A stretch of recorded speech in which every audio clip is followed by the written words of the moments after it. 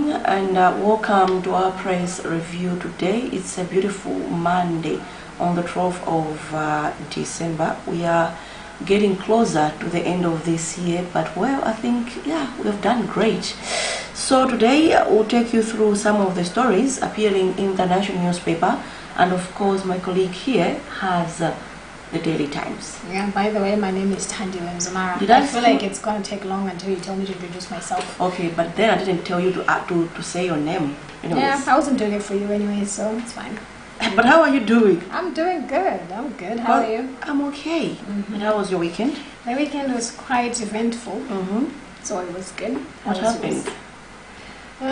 Just one thing, I was at the closing ceremony for the Region 5 yesterday. So it was quite the experience. Okay.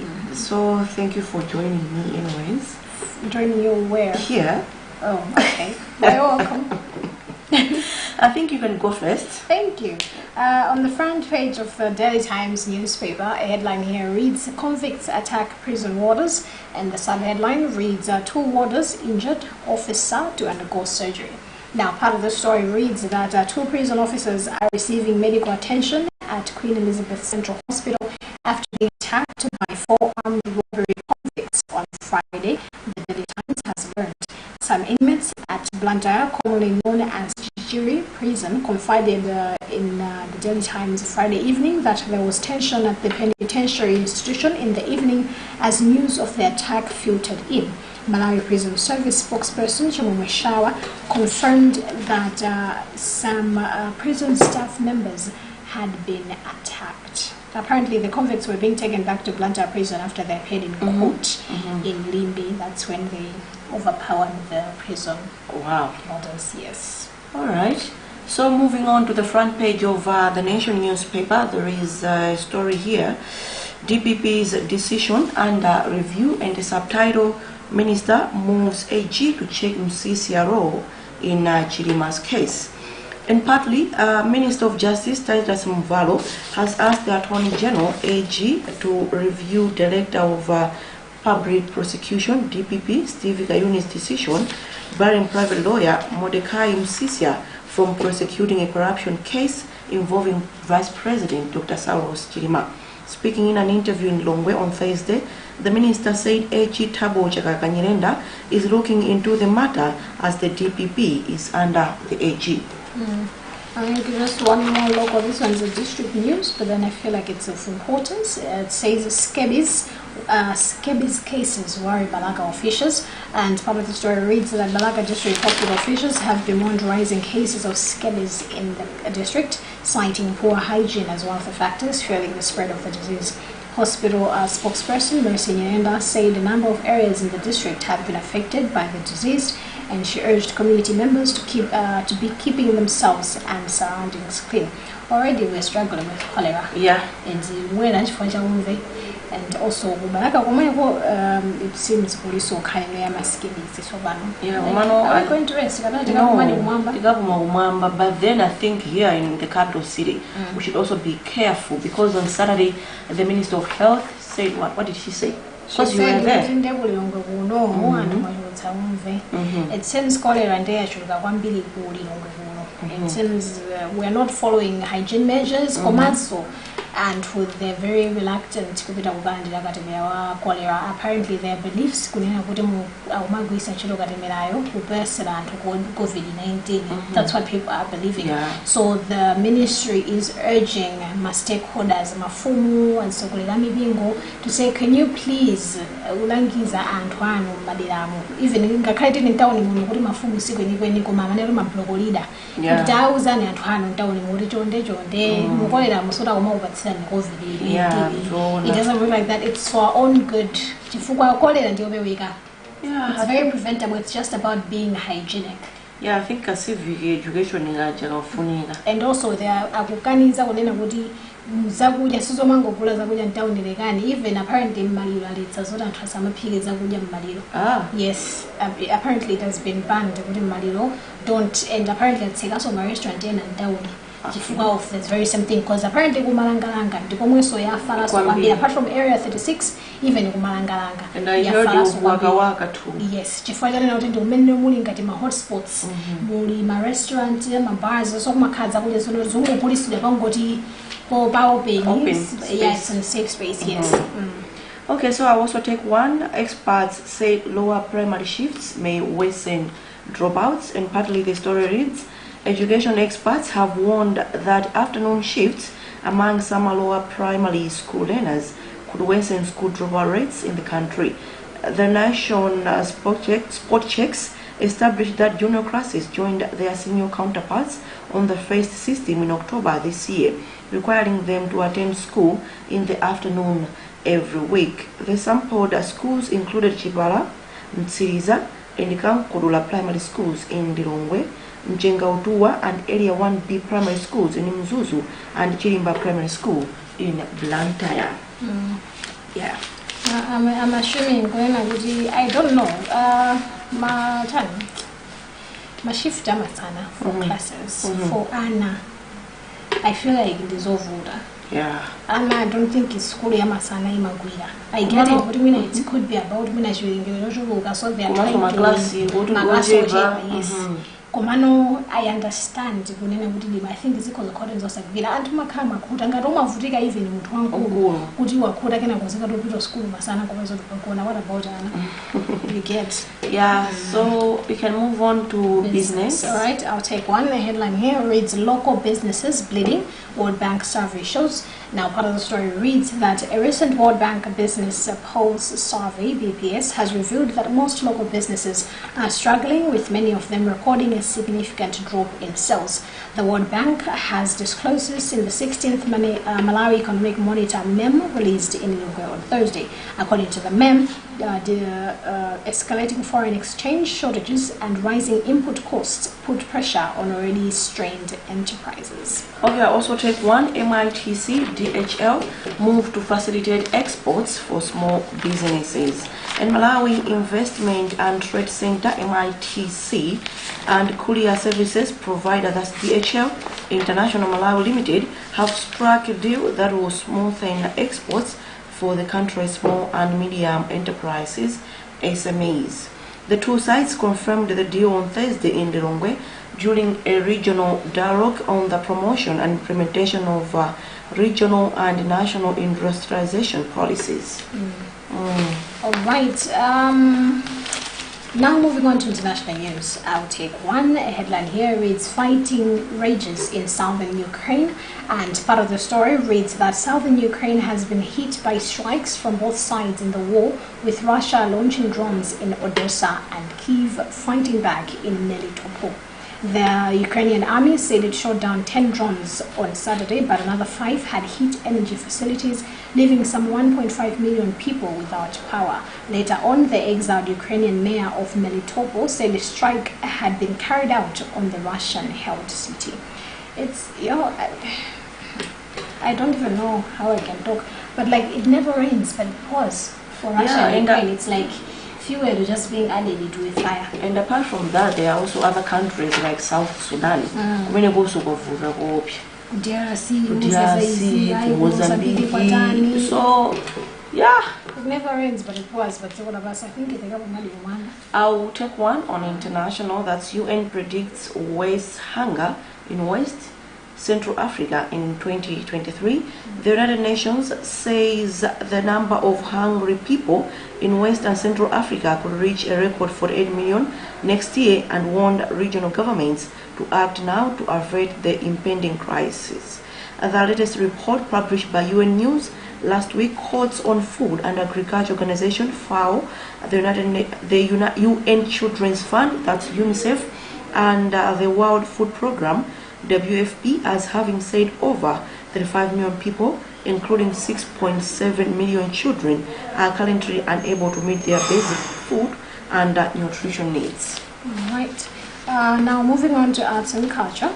Bridget's favorite part of this program. My favorite. Yes, I will take one. A headline here reads Malawi waits for 7 reps after auditions. Now, part of the story reads that over 500 people auditioned on Wednesday at Sunbird Lilongwe Hotel in the Pan-African television music reality show known as The Voice Africa. Following the auditions, 7 people will be selected to represent Malawi, and they will join 7 each selected from other 13 African countries to battle it out in the global music reality show. Apart from Malawi, the other participating countries in The Voice Africa, which will be filmed in Nigeria, are Chad, Congo, DRC, Gabon, Kenya, Madagascar, Nigeria, Rwanda, Seychelles, Tanzania, Uganda, and Zambia. I don't know, but I'm just scared for them. Yes. I'm excited that we are taking part, but then looking at how we do, even if we start our own competition here, it's worse. Apart from that, looking at it, with what happened Region 5. My competitors are from Malawi, especially in Kenya gymnastics. Yes. I feel like for this, if we're going to make choices, and out of 500 people in Abanga audition, only 7 people are going to be chosen. For the judges, I mean, who are making decisions, please make good choices. Don't make choices exactly. Make choices based on talent. Because even if you are considered, but at least we should leave a certain we should reach a certain level. Even Malawi should be represented so well. Somebody there's a country known as by the name of Malawi. They should actually know us, even if we don't win. But let us leave a good reputation of ourselves. Because I'm going to give you an example. Like yesterday, closing ceremony. Yes. There was a certain group from Dandiri, and all under 19. The youngest of them is 7. I'm a gymnastics, acrobatics. Very good. And people even asked, why didn't you take Atwangata? Zimena Mabanga, the other teams, competing in Malawi, they were so good. You remember if you watch those videos. Zimena Mabanga, they were just there for entertainment, entertaining the closing ceremony, not that they were even participating in the competition itself. So, why can't we take why can't we choose the actual talent? Exactly. Okay, so moving on, Apongozi series brings Maria Chizambia back to life. Producers of the movie Fatani made an impression on Thursday night when they premiered a television series, Apongozi, which features the late Maria Chizambia, who plays a leading role. The long-awaited series, screened at Golden Peacock Hotel in Lilongwe, attracted patrons, both young and old, appreciated the works of the late actress, performer, and broadcaster. And in an interview, director and producer of the series, Hastings Gorosi, popularly known as Hego, said the series is a tribute to Chizambia Nkoma, who died from COVID-19 on January 9th, 2021, aged 70. I haven't watched it, but it seems nice. Yeah. And knowing the late Maria Chizambia Nkoma, how she was, I bet it's something. It's a must-watch, I would say. May her soul continue resting. Definitely. All right. So moving on to local sports. I'll take one. A headline here reads Tabitha nets breast.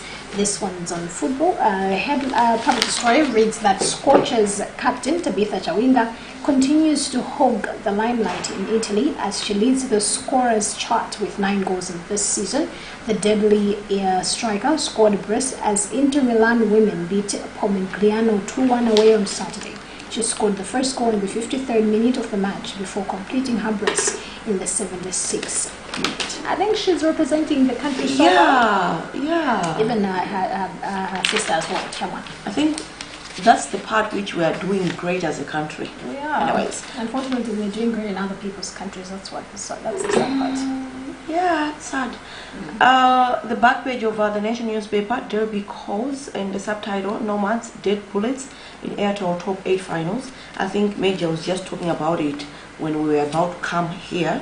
Yeah, so Mighty Mukulu Wanderers yesterday beat Blue Eagles 2-0 to set up a potential explosive 2022 Airtel Top 8 final against their fierce rivals, Nyasa Big Bullets. In a match monitored on Mibawa television, it could have been sweeter for the Nomads as the win turned out to be a perfect 62nd birthday gift for their coach Mark Harrison as they poured water on him as they sang Happy Birthday Coach. It was a battle between the Blues and as it turned out, it was the Lilongwe-based Cops who sang blues as the Nomas turned the Kamuzu Stadium in Luntha into theatre of celebrations, and they could have been forgiven if at all they felt like flying. All right, moving on to international sports, I will take one as well. Here, a headline reads Morocco are rocky of tournament, and part of the story reads that 3 previous African sides had reached the quarterfinals of the competition but could not take that step further. This time, it was different. Marvelous Morocco have lit up this World Cup, and their fans got their reward by witnessing their side becoming the first from their continent to reach the semi-finals. I'm sure they're talking about the match between Morocco and Portugal, which left Portugal in tears. Talking about Portugal being in tears. Ended in tears for Brazil, for Ronaldo, and in tears for England. So it's Okay, talking about people being in tears, Ronaldo leaves World Cup in tears. Oh wow. Cristiano Ronaldo left the 2022 Qatar World Cup in tears as his chances to win the tournament for the first time in his career were shattered after his Portugal team was choked 1-0 by Morocco in the quarterfinals on Saturday. Ronaldo was seen being escorted by a member of staff from the pitch at the Tumama Stadium to the Portugal team dressing room immediately after the defeat. And I think I hear there is that kind of beef between Messi and Ronaldo. So since Argentina is proceeding and Senegal, right? No, Ronaldo's team, Portugal has left the tournament. I mean, God. Yeah, something like that. Who's the greatest of all times? It's not okay. I don't think I can actually call it beef. Then also if you where they forget Masaboda. Damena Mandita would have to come at war with each other. Yeah. But then it really was sad to watch. Even Neymar, when Brazil lost, people are he was in tears as well. So it's sad, it's sad. And I remember I said, I think Kempira, just like Zamalas, you can die. And it's not for the faint-hearted. Yeah. Yep, so that story also brings us to the end of what we had for you in this edition of Press Review for today, Monday, the 12th of December in the year 2022. As she said earlier on, we're getting closer to the end of the year, but more importantly, we're getting closer to Christmas. Yeah. And it's also anyone.